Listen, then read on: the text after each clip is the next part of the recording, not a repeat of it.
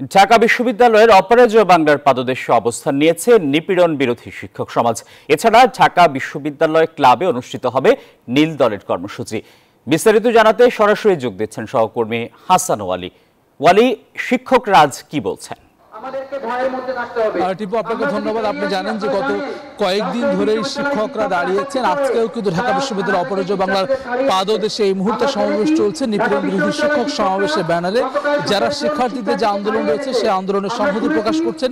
একই সঙ্গে শিক্ষার্থী যারা মারা গেছেন, হত্যার শিকার হয়েছেন, তাদের দ্রুত হত্যার বিচার দাবি করছেন তারা। একই সঙ্গে শিক্ষার্থীদের পাশে দাঁড়াতে যেসব শিক্ষকরা হেনস্থার শিকার হচ্ছেন সেই প্রতিবাদেও কিন্তু তারা দাঁড়িয়েছেন। আমরা আজকে দেখেছি সকাল থেকে অপরাজয় বাংলার পাদদেশে বিভিন্ন বিভাগ থেকে ঢাকা বিশ্ববিদ্যালয়ের লোক প্রশাসন বিভাগ, অর্থনীতি বিভাগের শিক্ষকরাও দাঁড়িয়েছিলেন, সমাবেশ করেছেন। এরপরে এখন নিপীড়ন বিরোধী শিক্ষক সমাবেশের ব্যানারে বিভিন্ন বিশ্ববিদ্যালয়ের শিক্ষকরা দাঁড়িয়েছেন।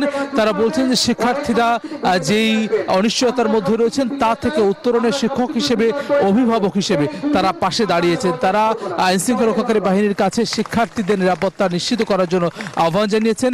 একই সঙ্গে বিশ্ববিদ্যালয় প্রশাসনের কাছেও আসলে যাতে করে শিক্ষার্থীদের নিরাপত্তা নিশ্চিত সেই দাবি করছেন শিক্ষকরা। ধারাবাহিকভাবে কিন্তু বিভিন্ন শিক্ষকরা কথা বলছেন। তারা মূলত শিক্ষার্থীদের উপরে যেই নির্যাতনের ঘটনা ঘটেছে, যারা হত্যার শিকার হয়েছেন তাদের হত্যাকারীদের বিচার দাবি করছেন।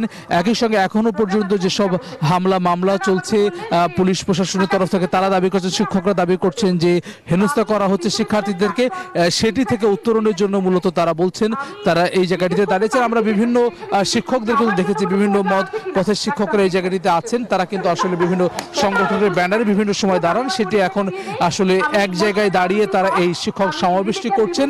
এবং আজকে ধারাবাহিকভাবে কিন্তু ঢাকা বিশ্ববিদ্যালয়ে বিভিন্ন ধরনের কর্মসূচি রয়েছে। একটু পরেই নীল দলেরও একটি কর্মসূচি রয়েছে ঢাকা বিশ্ববিদ্যালয় ক্লাবে।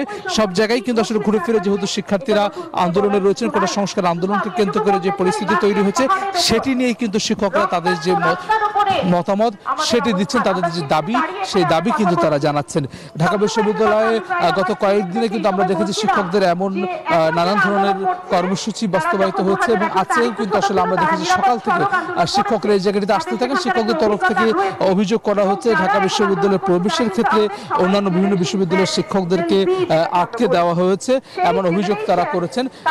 এই কর্মসূচি চলছে নিপীড়ন বিরোধী শিক্ষক সমাবেশের তরফ থেকে। এরপরে একটি মিছিল নিয়ে এটি শহীদ মিনারে যাবে এই শিক্ষক সমাবেশটি। এবং এরপরে কিন্তু আসলে আমরা যতটুকু জানতে পেরেছি ধারাবাহিকভাবে বিভিন্ন ক্যাম্পাসে নিপীড়ন বিরোধী শিক্ষক সমাবেশের এই ব্যানারে কর্মসূচি করছেন শিক্ষকরা এবং তারা শিক্ষার্থীদের পাশে থেকে বিভিন্ন ধরনের কর্মসূচি শহীদ মিনার থেকে তারা নতুন কর্মসূচি ঘোষণা করবেন। সব মিলে এই ছিল আমার কাছে।